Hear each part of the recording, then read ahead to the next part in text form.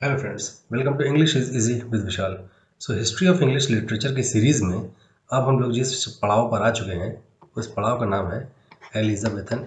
Okay, तो Elizabethan age की इससे पहले भी मैंने एक वीडियो बनाई हुई है, अगर आपने नहीं देखी है तो प्लीज़ देख लीजिए।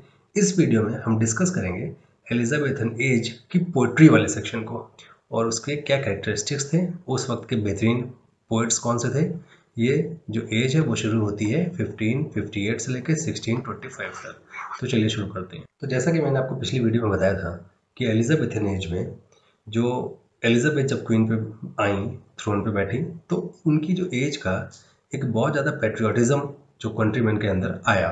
तो हम इस पोइट्री में जो वही सेम चीज़ को रिफ्लेक्शन हम लोग को दिखता है देखने में। स्पिरिट ऑफ कॉन्क्वेस्ट, जो हम लोग के लोग बहुत ज़्यादा कॉन्क्वेस्ट कर रहे थे जगह जगह, वो दिखा।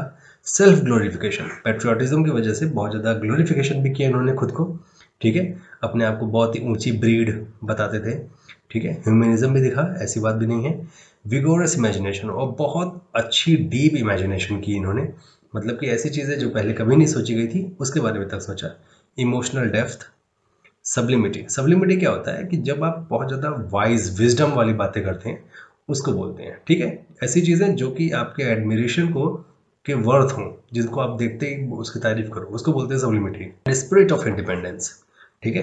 तो और ये सारी चीज़ें एक क्वालिटी है एलिजाबेथन पोइट्री की। अब देखिए, इस टाइम पे जितनी भी तरह की पोइट्रिक फॉर्म्स आपने देखी होंगी, चाहे वो लिरिक हो, चाहे वो एलेजी हो, इकोलॉग हो, ओड हो, सोनेट हो, सारी की सारी सक्सेसफुली अटेम्प्ट की गई हैं और लिखी गई हैं। तो पहली कैटेगरी है लव पोएट्री। लव पोएट्री देखिए, रोमांस, इमेजिनेशन और यूथफुल विगर इसमें हमको देखने को मिलता है। अब इसके एग्जांपल्स क्या हैं? सिडनी के एस्ट्रोफेलिन स्टेला बहुत फेमस है, मैं इसकी अलग से एक सेपरेट वीडियो बनाऊंगा, ठीक है। स्पेंसर की एमोरेथ, डेनियल की डेलिया, मार्लोव की हीरोइन लिएंडर और शेक्सपियर की वीनस एंड एडोनिस, ये बहुत अच्छी एग्जाम्पल है लव पोएट्री की। और शेक्सपियर का जो एक पूरी की पूरी सोनेट का कलेक्शन है, उसमें आपको देखने को मिलेगा कि लव एक बहुत ही इंपॉर्टेंट इंटीग्रल पार्ट रहा है उनकी सारी की सारी सोनेट्स में। दूसरी जो कैटेगरी हमको देखने को मिलती है इस टाइम पे, वो है patriotic pottery.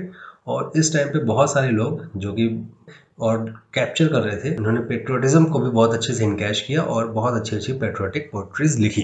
Daniels civil war of York and Lancaster, Drayton's की the baron wars and the ballad of Agincourt, ये सारी पैट्रियोटिक पोएम्स का एग्जांपल है। Third is philosophical poetry.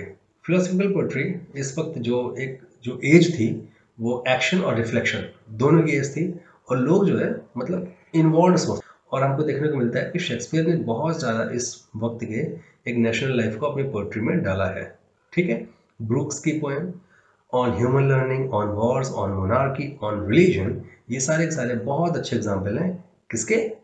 Philosophical poems के। और जो चौथी और लास्ट कैटेगरी है वो है सैटारिकल पोएम। इस वक्त एक दूसरे को जब इन्होंने इमेजिनेशन और बाकी चीज़ें जब खत्म हो गई, तो इन्होंने एक दूसरे को टारगेट करना शुरू किया और एक दूसरे को नीचे दिखाने के लिए सैटारिकल पोएम्स भी लिखी है, ठीक है। और अपने आप को एलिजाबेथ की नज़रों में ऊपर दिखाने की कोशिश भी की है, ठीक है। ऐसे पोएम्स को सैटारिकल पोएम कहते हैं और ये भी हमको लास्ट में देखने को मिला था। तो अब हम लोग देख लेते हैं इस टाइम के फेमस पोएट्स को। Thomas Wyatt and Henry Howard, इनको अर्ल ऑफ सरे भी कहा जाता है। अर्ल एक तरह की पोस्ट होती है जो इंग्लैंड में किंग से नीचे वाले लोगों को दी जाती है, और सरे इंग्लैंड की एक जगह है।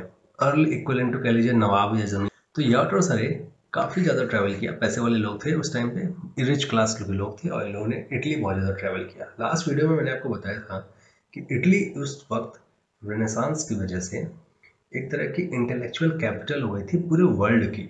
वर्ल्ड के जितने भी इंटेलेक्चुअल लोग थे, वो सारे के सारे इटली जाते थे और वहाँ जाके रहते थे। तो जब ये वापस आए इंग्लैंड वहाँ से घूम घाम के, तो इन्होंने इटालियन पैटर्न को फॉलो किया और उसके बाद इन्होंने उसके अकॉर्डिंग पोइट्री लिखना शुरू किया। इसकी वजह से उनको इंग्लिश पोइट्री के अंदर फर्स्ट हार्बिंगर्स ऑफ रेनेसांस भी कहा जाता है, कि इंग्लिश पोइट्री में अगर रेनेसांस का थोड़ा सी छाप मिलती है तो इसकी रीज़न याट और सरे हैं, ठीक है। इनको फर्स्ट मॉडर्न पोइट भी बोला गया। अब इन्होंने जितनी भी पोइट्री लिखी वो सारी की सारी इधर उधर थी, ठीक है। कोई किसी मैगजीन में छप गई, कोई किसी मैगजीन में छप गई। तो एक बंदा था, उसका नाम था रिचर्ड टॉटल, ठीक है। यहाँ थोड़ा मिस टाइप हो गया मेरे से, स्पेलिंग है EL, ठीक है। रिच टॉटल्स मिसलेनी, मिसलेनी मतलब होता है मिक्सचर, ठीक है। तो इस पूरे में बुक में 280 जो है पोएम्स थी, और इसमें कई सारे अलग अलग राइटर्स की पोइट्री थी, ठीक है। जैसे ये थॉमस एट हो गए, हेनरी हॉवर्ड हो गए, और निकोलस ग्रिमराल्ड नाम का एक बंदा था, उसकी भी पोइट्री इन्होंने डाली हुई है, ठीक है। तो रिचर्ड टॉटल ने खुद कोई पोइट्री नहीं लिखी, बस इन्होंने एक एंथोलॉजी लिखा। अच्छा, एंथोलॉजी क्या होता है? ANTHOLOGY, it's collection of poetry. तो इन्होंने एक एंथोलॉजी लिखी, प्रिंट की, और उसमें उसका नाम रखा सॉन्ग्स एंड सोनेट्स, और ये प्रिंट हुई उस टाइम पे। इसमें इन दोनों की पोइट्री काफ़ी हद तक थी। ये इटालियन मॉडल्स को फॉलो करते थे। अब हम लोग, अच्छा, ये पहले वो बंदे थे जिन्होंने सोनेट को इंट्रोड्यूस किया इंग्लिश पोइट्री में। अब हम लोग थोड़ा सरी के बारे में पढ़ लेते हैं। ये एक इटाली के राइटर थे, पेट्रार्क, उनको फॉलो करते थे बहुत ज़्यादा, और इन्हीं के पैटर्न को फॉलो किया है शेक्सपियर ने भी। वो बंदे हैं जिन्होंने ब्लैंक वर्ड्स का भी पहली बार इस्तेमाल किया इंग्लिश लिटरेचर में। और एनिएट क्या है भाई साहब? रोमन एम्पायर में एक बहुत बड़े राइटर हुए थे, फिलोसफर थे, स्टेट्समैन थे, काफ़ी इज्जतदार आदमी थे।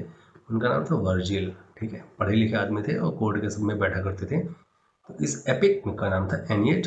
इसको इंग्लिश में ट्रांसलेशन किया था सरेन। अगला राइटर है थॉमस सैकविल, ठीक है। इनका ओनली कॉन्ट्रीब्यूशन ये है कि इन्होंने द इंडक्शन नाम की एक किताब लिखी थी। Next is Philip Sidney, the ripest statesman of the age इनको कहा जाता है।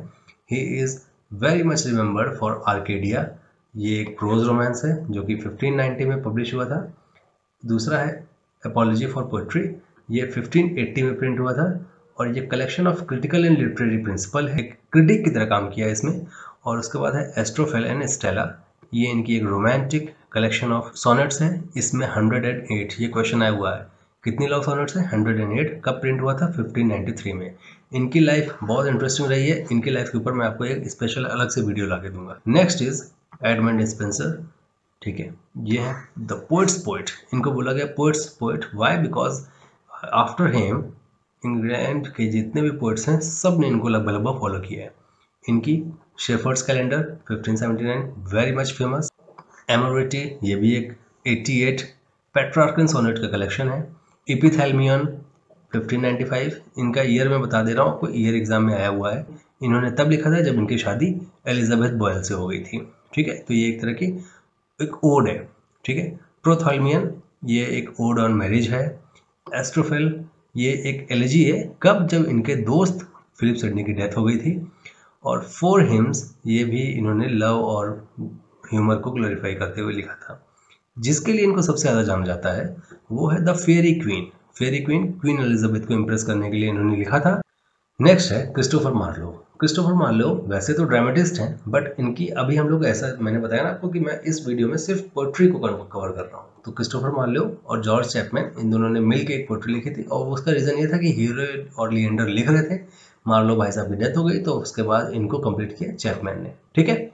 Besides completing hero and Leander, Chapman ने कुछ और भी किया था। वो क्या था? इलियड इन्होंने कंप्लीट किया था, और ओडिसी इसको इन्होंने इंग्लिश में ट्रांसलेट किया था, और कई सारी कंपोज की थी इन्होंने सोनेट्स में। अब हम लोग William Shakespeare as a poet यहाँ पे थोड़ा सा पढ़ने जा रहे हैं। इन्होंने बहुत सारे ड्रामेट लिखा वैसे तो, बट इनकी जो सोनेट्स हैं, एक तो सबसे ज़्यादा वो फेमस है। इसके अलावा 2 long poems, Venus and Adonis and the rape of Lucrece, ये 2 बड़ी फेमस है। बेन जॉनसन इन्हीं के ही कंटेम्प्रेरी राइटर थे, Christopher Marlowe, William Shakespeare and Ben Jonson, ये तीनों कंटेम्प्रेरी प्राइमरली ड्रामेटिस्ट ही थे। Epigrams, the forest and the underwood, ये 3 इन्होंने लिखी। To Celia, echo songs and a song, इनकी मेमोरेबल लिरिक्स है, ठीक है। जॉन डन, मेटाफिजिकल पोइट, जो पायनियर है और आज तक मेटाफिजिकल पोइट्री कलेक्शन में अनराइवल्ड है, मतलब इनकी को टक्कर देने लायक इनको नहीं हुआ है मेटाफिजिकल पोइट्री में, ठीक है। नेक्स्ट वीडियो में हम एलिजाबेथन एज ही पढ़ेंगे, और उसका हम लोग प्रोज वाला पार्ट पढ़ेंगे, ठीक है, कि एलिजाबेथन एज में प्रोज कैसे लिखा गया। फिर उसके बाद हम लोग आएंगे ड्रामा में, और वो वाली वीडियो बहुत इंपॉर्टेंट होने वाली है आप लोगों के लिए। Thank you so much, God bless us all.